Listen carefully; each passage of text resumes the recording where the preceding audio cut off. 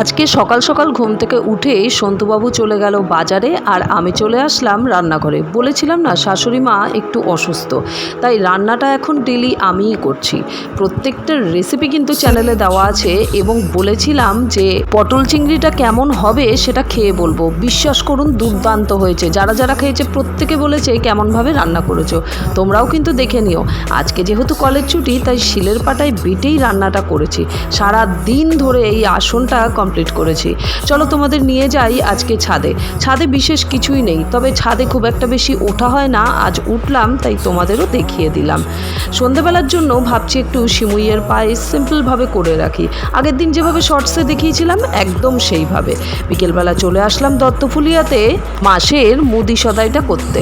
আজকে একটা পার্সেল এসছে মিশোর থেকে, নিয়েছিলাম ভীষণ রিজনেবল প্রাইসে। ঠাকুর ঘরের সামনে একটা দেয়াল আছে অত্যন্ত ফাঁকা। কেমন লাগছে বলো তো? সাবস্ক্রাইব।